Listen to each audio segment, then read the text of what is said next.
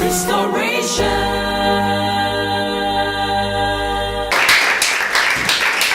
The Bible says there is a lot of blessing in giving, and if there is anyone who has enjoyed such blessings, it is our guest for today. Please let's welcome Bishop Samuel Owusu. Welcome to the end of the tunnel. I see a bright light shining through,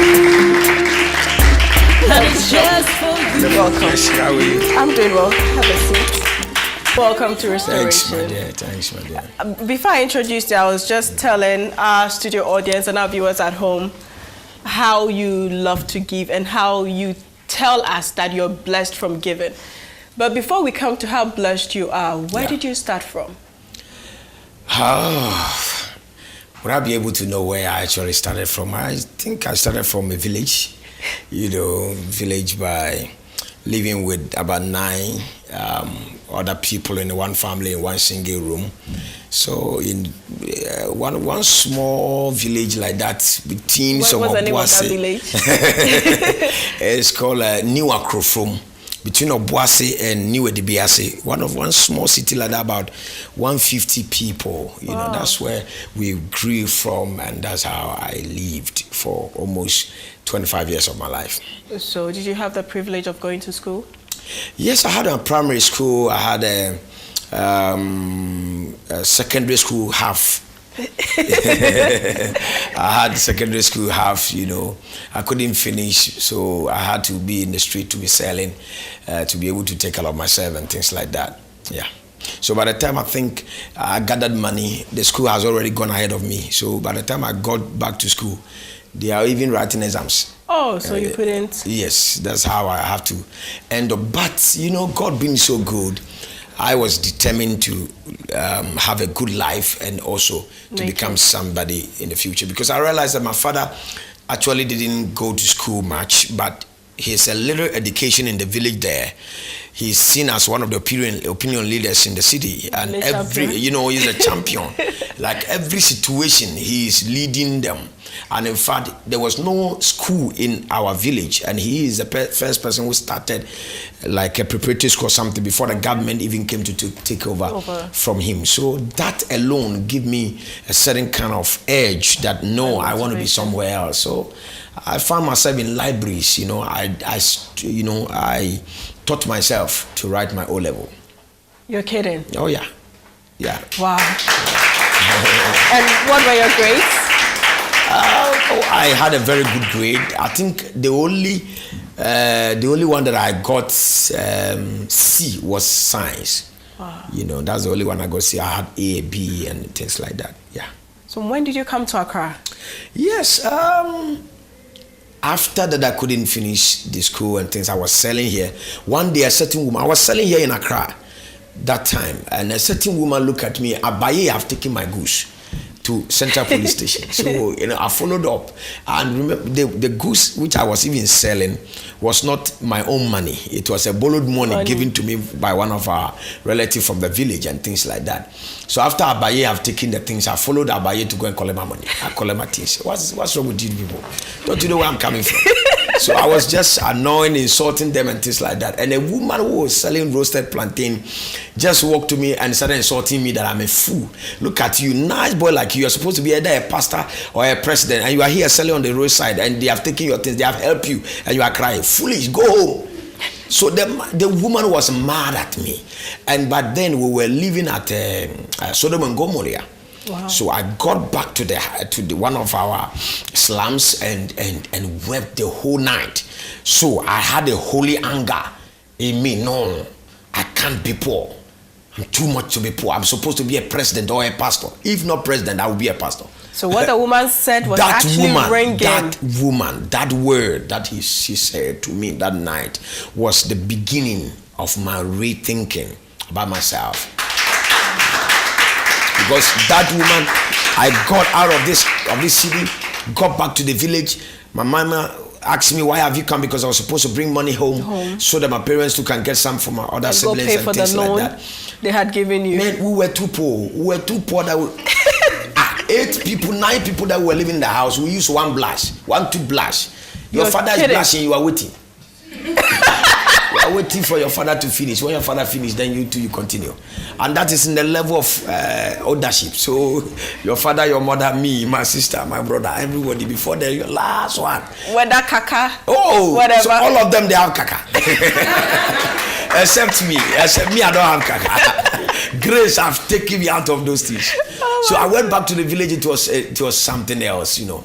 But I said no, I won't stay in the village. So I remember a certain woman also used to come to the village and always tell me that I'm a nice boy, very intelligent, and living in the village. Because even in the village, I was teaching other children, you know, gathering children in the street and things like that.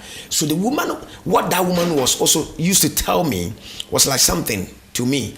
So I gathered my things and left the village, going to Kumasi to go and look for Auntie Sisi. The woman is called Auntie Sisi. He used to come and buy palm oil from our village. So I got to Kejetia looking for Auntie Sisi, who I don't know where she lives. She never knew I'm coming to look for her. You didn't have an address? No, I don't have an address. So I was in Kejetia looking for Auntie Sisi. Who said, Auntie Sisi? Sister, I need you. 3 days, I've not have any clue of where this woman lives.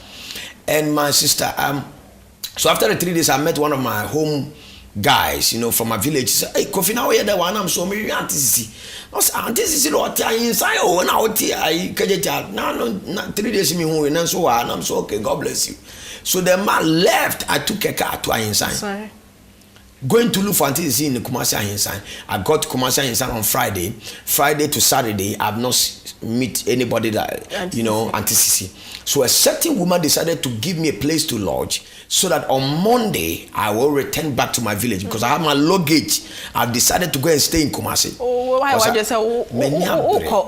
You know, sometimes, you see, until passion. I think passion. The word passion has a two antidote. You know, you need to hate something to love something. You know, if you don't hate something, you can't love something. I hate poverty. When I saw people died in poverty, when I saw the way we were nice, my mother is poor, my father is poor, but the way we grew beautiful in the village, but because of poverty, we were not able to have any headway, any hope, lack of hope. We were living against hope. You can imagine. See, so I hate poverty and I love to do something. And I stayed in that place, my dear. The woman took me to a church. My pastor started from there. The woman took me to a church. And then the pastor was prophesying, you know, doing all these kind of miracles and things like that. And by then I was never, you know, connected to all these kind of things because I was born into Seventh-day Adventist church. Okay. My parents, my mom, everybody is part of that. So all those that guy was doing, I was just look at all these fake people, all these concepts. Look at them. Demons are affecting all of you. Me, I will never fall. I've never fall before. So all the women falling things, I was insulting them. Before I realized, the pastor was announcing that there is a very mighty man of God who have entered the auditorium. So everybody should rise up and things like that. I was sitting down. And then he asked everybody to bring money to the altar. I said, look at these people. Look at these thieves. They are collecting money, collecting people's money everywhere. Before I knew, the woman gave me some coins, which I can't recall how much the woman gave to me to take it back to the altar. So as I got to the altar, the pastor stopped everybody who was giving the offering and said, this is the man I'm looking for. This is the one God said is going to be. So thank you. And the one can say a concert. Oh, immediately some light, you know, something entered me. You see, when somebody have not had an encounter, you know, you can't actually explain anything to him. It's true. You see, sometimes when people say that God is not there and things like that, it's encounter. And spiritual things, unless you experience it, you will not understand it.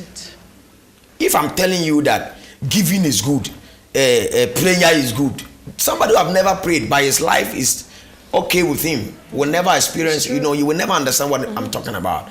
So things about spirituality is about experience. And until you have an experience, you will not be able to understand it. So immediately the pastor prayed for me, some light entered into me. I became weight, you know, some heavy weight. I can't explain it. entered into my body, mind. I began to be so visible and things like that. And the pastor put me on his seat, removed his suit and put it on me. And for all you know, Auntie Sisi was a member of that church. You are kidding me. Yeah. So Auntie Sisi was seeing a boy he knows in the village. Oh, it's not for that boy there. Where is Kumasi Church? No. So immediately the pastor finished praying, the woman was getting closer to see either it is true that it's me. Yeah. And then I saw, so I forgot about the pastor. I jumped to Auntie. I jumped to Auntie and that's all, you know. And she took me to the house. So after 1 week, I saw some children in the street in the area. I said, no, I have to do something. So I started gathering them to teach them. And that's how I started. I started teaching children in the street. I started with 3 children. By 2 weeks, 3 weeks, we had about 30. By 2 months, I was having about 60 children in Kumasi Ahinsa on the street. And then I got a job in one preparatory school. So I was using the money I get from here. I teach in the morning, come afternoon to teach this student. Then in the evening, I will walk from Ahinsa to go to a Doom for library. Okay. I go and learn. For I go more and study. knowledge. That's it. So that I'll be able to get myself acquainted in the formation of the land. Because you can, you know, life what is measured by the information you have. That's true. That means that your high purchasing power in this your life, if people can actually pay you, it depends on the information you carry. Yeah. So it's not about I know how to do it, just talking it. You need to be able to have the application, And prove the it. know-how, and prove it that you can do it better. So it started from there. So I started going to church and all those things like that. Then the spirit was there, the experience was coming. I became a church boy, you know, and you things started like praying that. in tongues. Yeah, I started praying in tongues and things, and my parents heard it. Hey, Kofi, no, what them no. Are you You know? serious? Oh yes, because nobody have ever seen me praying in tongues before, and all of a sudden I'm praying in tongues. And in fact, how my tongues even started from dream. After that encounter, I think about 3-6 month time, I had a dream, a very powerful 18-hour dream. It started around 10 p.m. Immediately I was caused to sleep. The dream started, and then it ended by 9 a.m. in the morning. Wow. Yeah, so after in the morning, people were knocking my door and I was still asleep, deeply asleep. I saw a vision. Thousands of people on the ground, and many people have been able to lift up their hands. But a lot of us, plus myself, were not able to lift up our hands. And we're dead, we're in racks, we're in shambles. We were not able to stand. We're so weak and things like that. And I was asking the people around that, why can't we lift up our hands? Why can't we have a nice dress like the other people? They said, shut up, you are too small. I said, no, I'm not too small. I want to know why. So I started asking questions. Lo and behold, I saw a throne, like a godly throne, like God sitting on a throne, something, you know, and a shining light, stars, old people, elderly people with staffs and rod in their hands. And it was suspended. And they said, unless I go there to ask, and it's very far. Wow. So I walked over 3-4 days in the dream, before I was able to get close to where the throne was suspended. So immediately I was getting closer, I saw an old man coming closer to me, and he sounded a trumpet that everybody should keep quiet, that he has found who will continue his work. So I'm not doing a work for myself, I'm continuing somebody's work. So that's what happened. After that dream, as a normal human being, you would Yeah. expect that you'd wake up and everything is just solid. Everything is settled for you to just take over. How difficult was it after that dream? I wake up that dream and I was speaking in tongues, and I didn't know how to talk to anybody. I don't understand anything. I don't go to school to teach again, by the grace of God, my library thing was off. So I finished the exams and things like that. So I was just mad. Bible was with me, praying and evangelizing, laying hands on people. People are just walking, I would just call them and pray for them. That's what people thought I was mad, because it was so raga, it wasn't gentle like today. I'm a gentleman, that was it was not gentle at all right there. So that's how it started. It started from there, but I lost every job, I lost everything and things like that. And I lost my house. I don't have a place to stay because the house where we were staying were three boys, three guys who were living there. I'm speaking in tongues. You are speaking in tongues, you can imagine your friend is sleeping with a girl inside that room. I'm not joking, no. This one is here, this one here, and you are here speaking in tongues. So as you are speaking in tongues, you are hearing sound.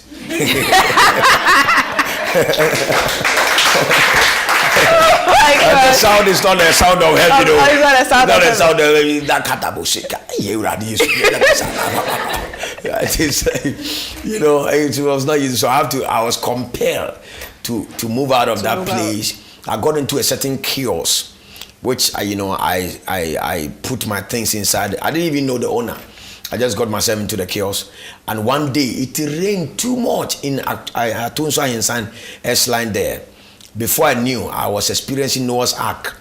In a kiosk? Yes, the flood took my kiosk, and I was inside, and it was taking me. I was waving to people. Hello, nobody, man.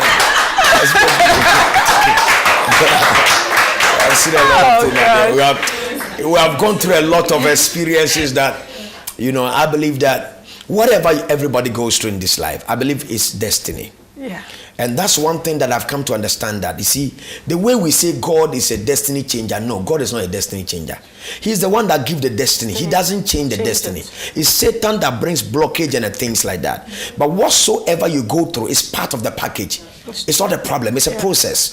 Whatever I went through, I believe now I went through for somebody listening to me right now, watching me right now, so that you will understand that it is easy. Because if I couldn't go to school, right from the village, in fact, the teacher who was teaching us, our English teacher, the best English teacher around our area, he has a barbering shop, and he has written in front of the barbering shop, you can cut your head here.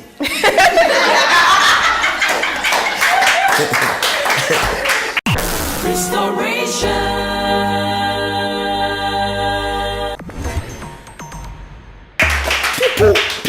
People are stingy, from the nation to our parents to the youth. We are stinginess is a spirit. It's a spirit of wickedness, and that's the reason why we are seeing children in the street and we don't bother. Restoration. So where did you come to Accra? Yes, so after that, I'm sure it was after the Noah's Ark. yes, after the Noah's Ark, I found myself in another school teaching, and then I was so radical praying and things like that. So the headmaster was annoyed with me. That was why I found this my wife. Okay. I found that she was a teacher, but I was so spiritual, so I don't talk to her and things like that. When I see them cry, flexing. All these things are vanity of our vanities.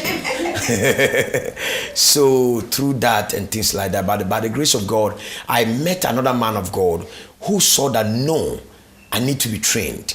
So he took me to one Bible school in Kumasi there, and after that also sponsored me to go to Nigeria, to go to Benson Dawson University for at least 2 years. So after that, I came back to Kumasi, and then this lady was still there. I said, then we have to work it out too. But I came with an empty hand, with the only books. So all this while, it was poverty upon poverty. I was living in fact, a poor man used to call me poor. I desire to be great. I remember even right from the village, I wanted to wear suit to the extent that I was wearing a woman's suit I didn't know. One day I heard the voice, the time is up. Go to raise people for me. Where? In the city. But I'm in Kumasi. He said, no, go to the city. So I saw a certain lady selling orange, and I borrowed 5 Ghana cedis to travel from Kumasi to come to Accra. That is the transformation beginning. That's another level. So my coming to Accra was a borrowed 5 Ghana cedis, which I borrowed from an orange seller. I landed in Accra with nothing. Did you know people in Accra? Before I was selling in Accra, so all those my old friends, they are still there. In fact, some of them are graduate, having master degree in selling. on the street. So because after all these years, they have had master degrees. Now they have employed other people to be selling. So they were still there, but they are still in circle at the new plant station there. So I came to that place, but there's no place for me to sleep because now I've changed. I become a reverend, and they are selling. So it's like different. There's a little different. So I used to sleep on a bench. Upgrade. Oh yeah, at least, I used to sleep on a bench until one day, one guy from a village, nearby village, approached me and said I should buy him a food. I should buy him food. I said, Master, do you know what I'm going through that you are asking me to buy food? He said, yes, you want him to buy him food. So I took him to a restaurant to buy him food. And then, as I bought him the food, I just got a revelation that the woman is going to be attacked because she has got a visa to travel to Italy the next 2 days. So I told the woman, please, can you shift yourself small from the soup? And immediately the soup fell and he has just moved. So, and that was my first prophecy. I have not prophesied and came to pass. Before, when I prophesied, I said, your name is Kojo. They will say, no, my name is not Kojo. That was the only day that I prophesied that it actually happened live, my dear. And the woman started shouting, hey, I saw a vision that a certain pastor was praying for me and I didn't know him. So you are the one. I said, yes, I'm the one. So, no. So we started a mini crusade right at that place.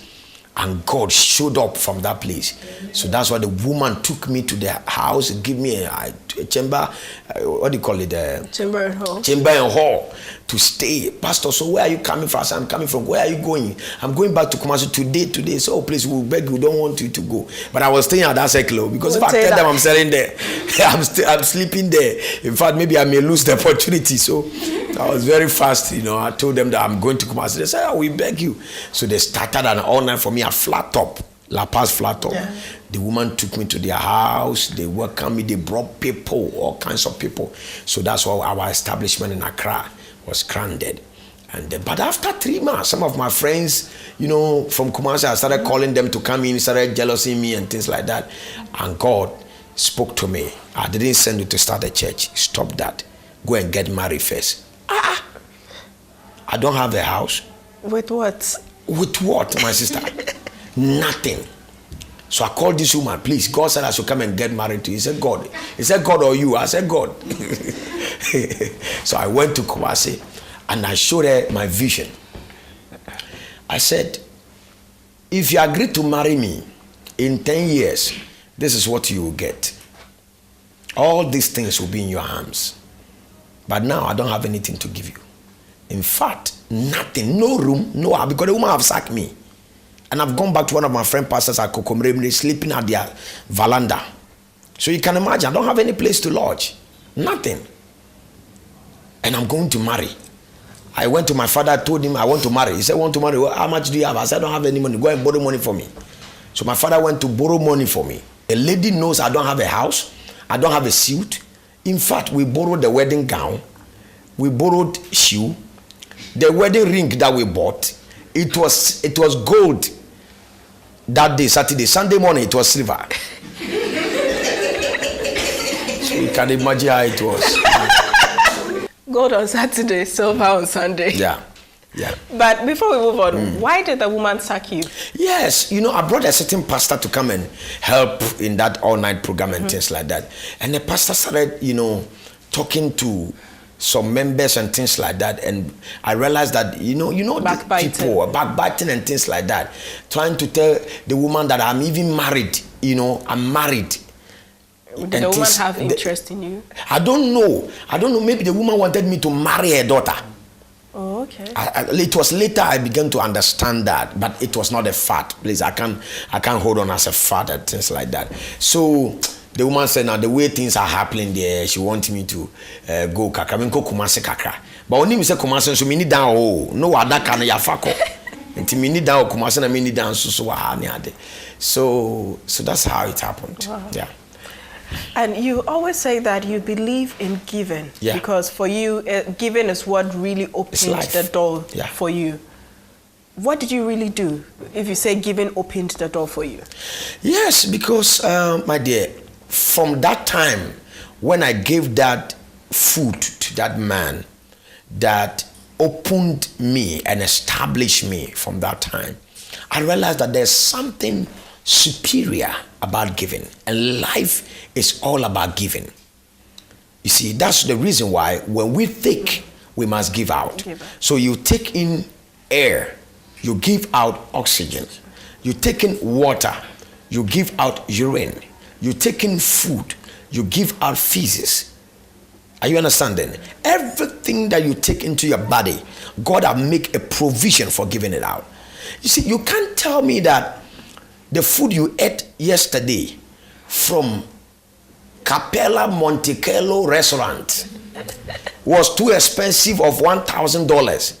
So you will never poo-poo. So you wake up in the morning and then you hold your bottles. You say no. Because it was too expensive, you will not poo-poo. You want to kill yourself because as long as you take in, the law is, it is more blessed to give than to receive. You know, we are living in a nation that from the national level, we are, I don't know, I'm sorry to say this, it's a national TV I'm saying this, but I'm sorry. We don't give and we don't teach to give from the nation. I don't know when I've actually heard that Ghana have donated money before. We are always consuming, receiving, but there are countries we are better than. In fact, even if Ghana take money to give to Burkina Faso now, the way people will bastardize the president and things like that. But you see, we have to understand that giving is living. If you can't give, you are not qualified to live. It's true. I was born into poverty, but way of giving, God has blessed me tremendously. By the grace of God, we have so much things that God has given to us, and I'm looking forward for a lot of opportunities to give. And in fact, there's some Owusu Foundation which I started barely 2 years ago. We are going to increase it because we are doing a lot of people. We are paying a lot of school fees and things like that. I want to put 100,000 students into school. Do you know that when I was selling in the street, nobody ever thought that I could ever be who I am today? By the grace of God today, for 12 years now, when I started my Bible school teaching pastors, I've been able to raise over 5,000 pastors. Okay?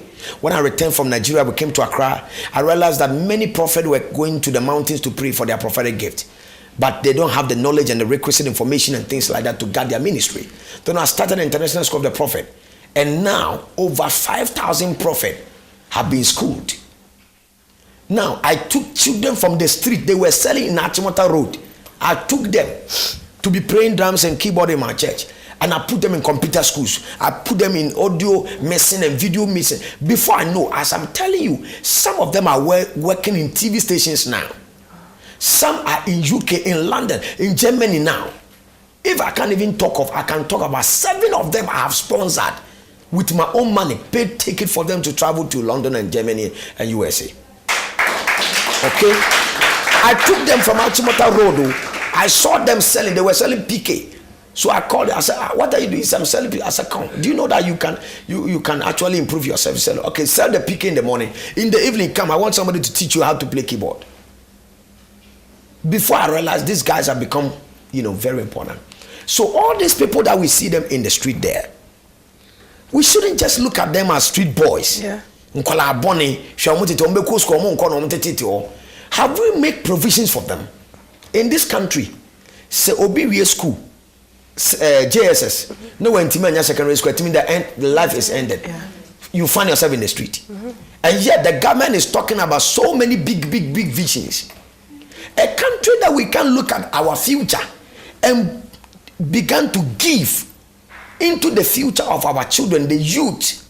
What are we heading for? That means that we are 50, 100 years behind success. Because we are not givers. We don't give in anything. We don't give in education. We don't give in quality character life development. When China wanted to develop, you know what they did? They created a huge percentage of the informal system education, whereby every Chinese go to school. What are we seeing here? We should develop our youth and bring them to a place of capacity where they will be responsible for themselves and for other people also. Restoration.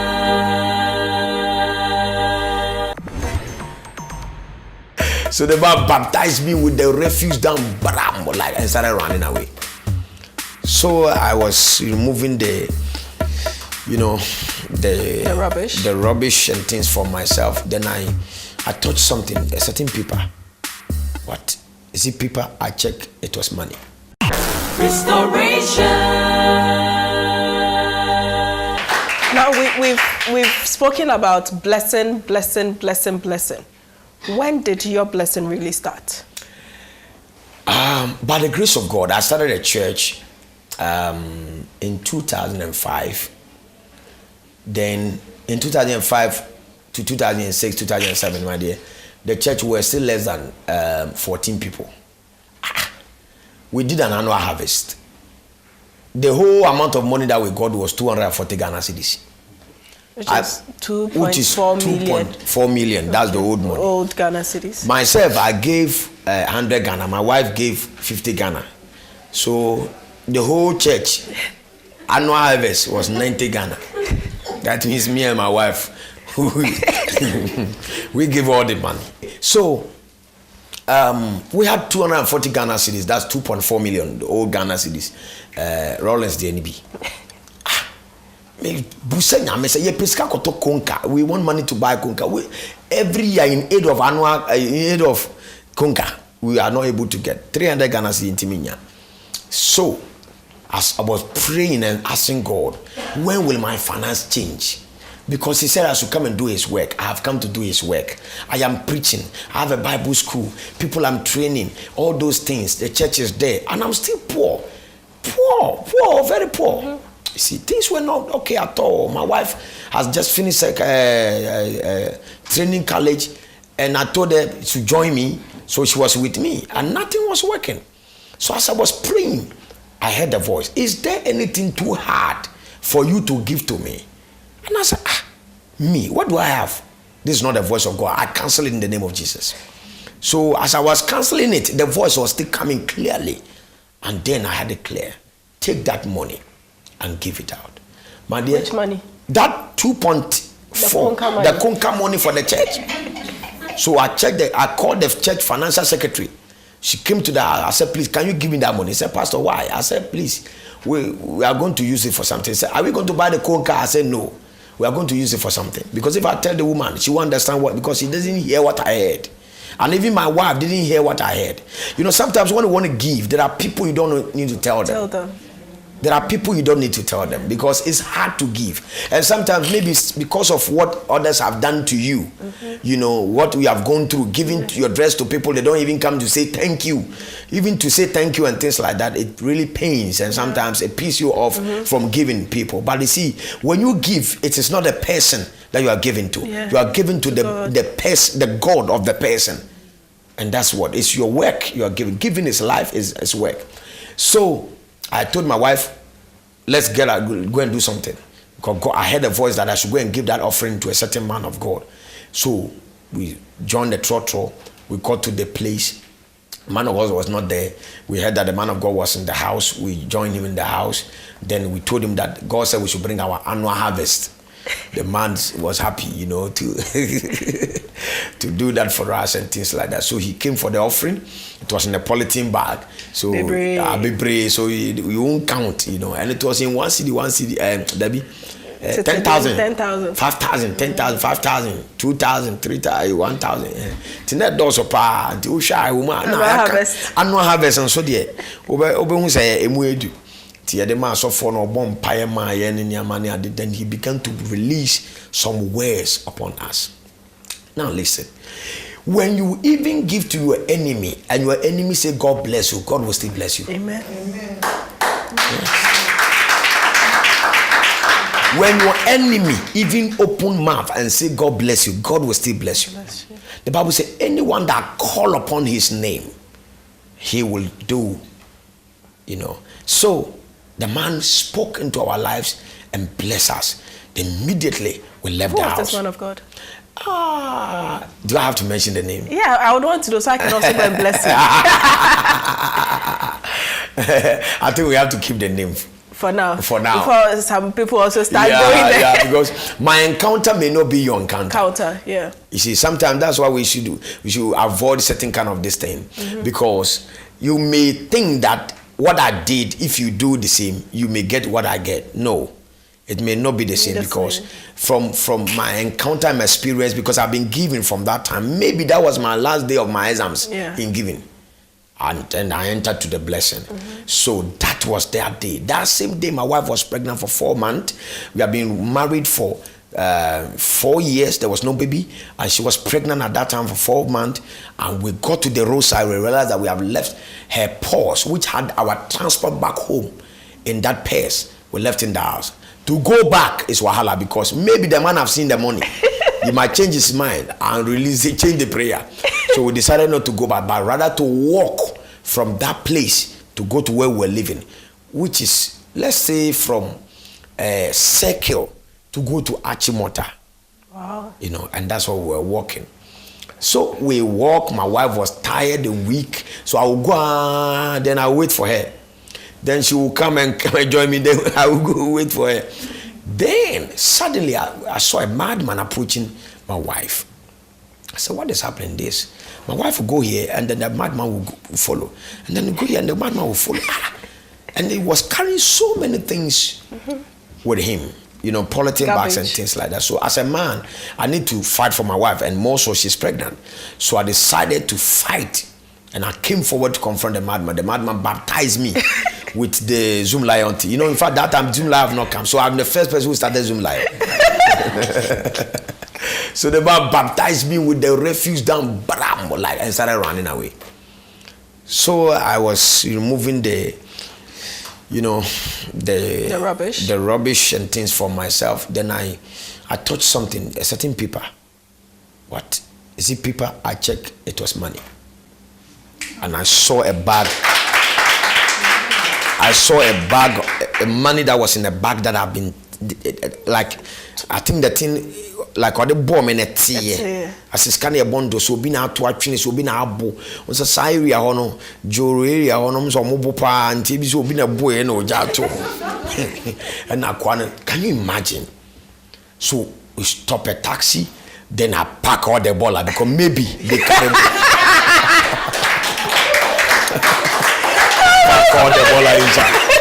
Pack all the baller inside the car. Then I call my wife, she won't come. I said, you matter away. Now she came and I said, what is it? I said, keep calm, let's go.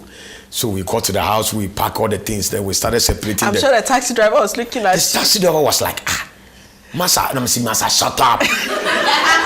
How much do you want? How much is he charged me some money? You know, so the car number bomb. I said, don't worry.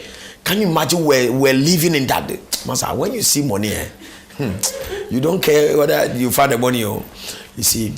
So we got to the house, we separated the money from the refuse, and God began to bless us. That's where we entered. How much was the baller money? Sister, should I tell you? Tell me. How much was it? We started counting $1,000, $2,000, $3,000. It wasn't even cities. No. And it was more than 10,000. Wow. Yeah.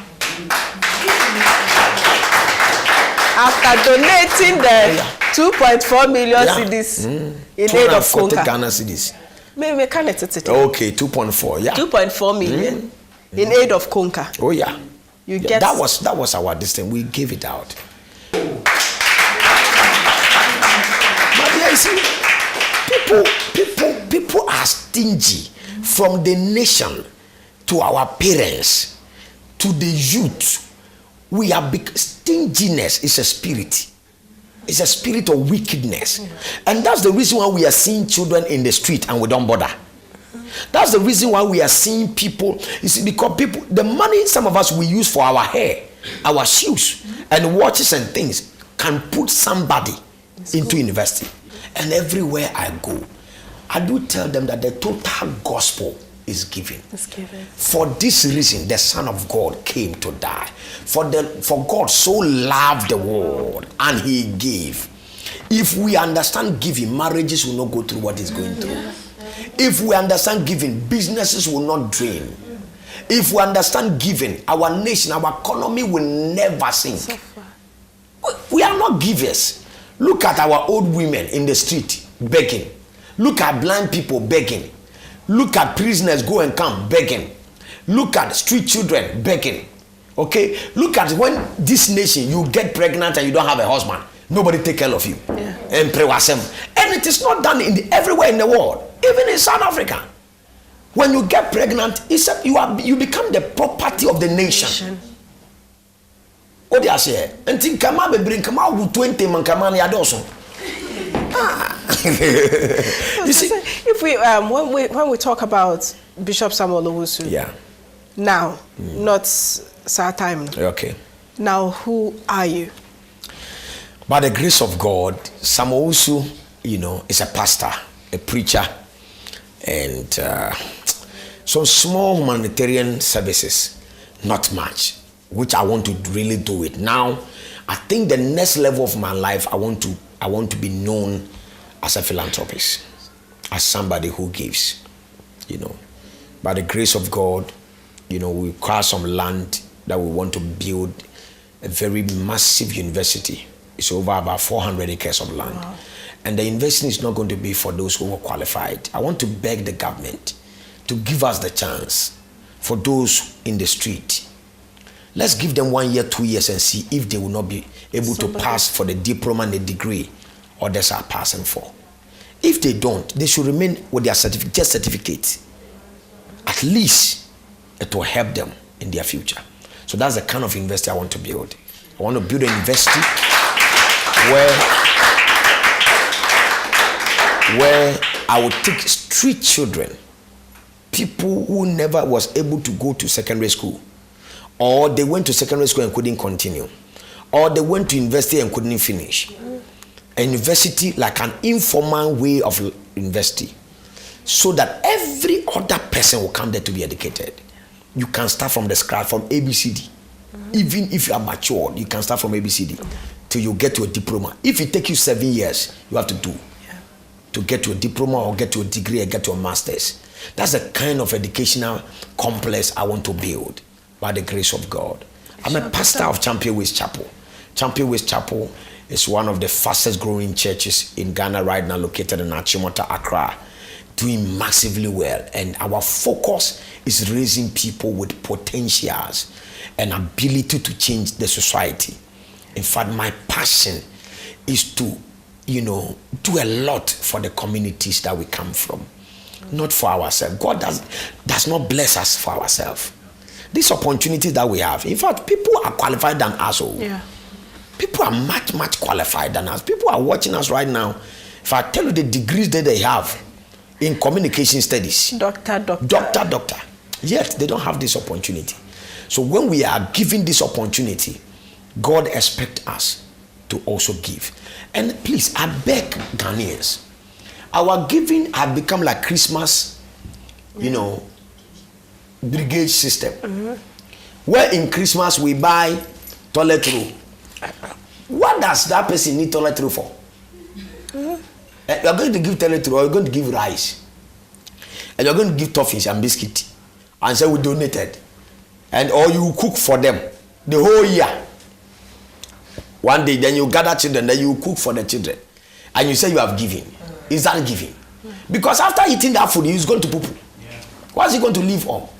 You see, let's give something that is sustainable, tangible.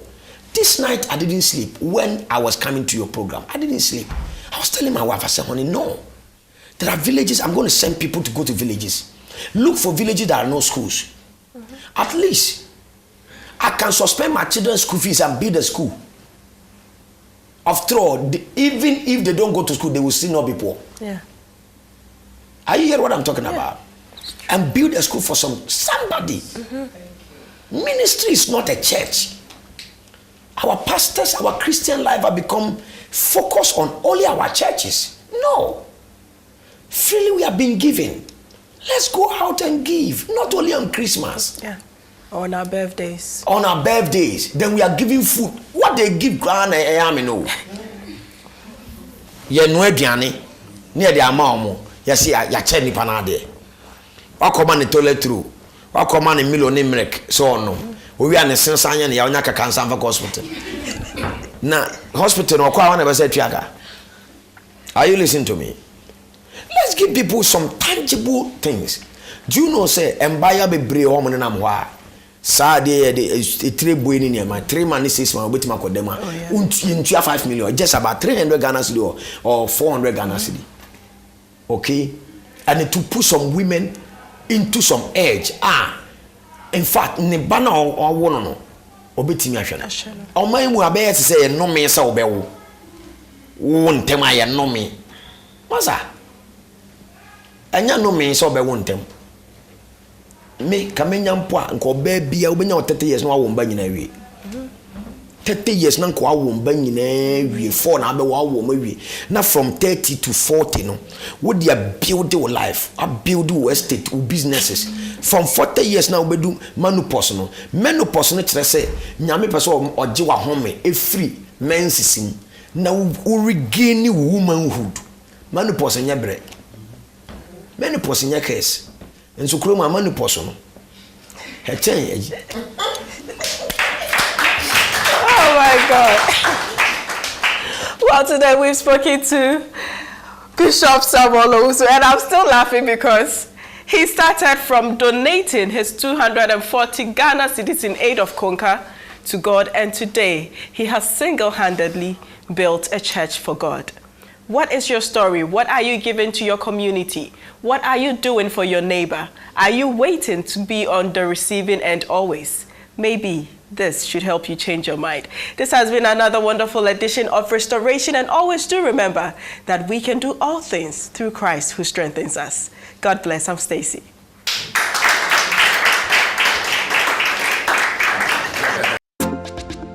Welcome to the end of the tunnel. I see a bright light shining through, and it's just for you. There is hope.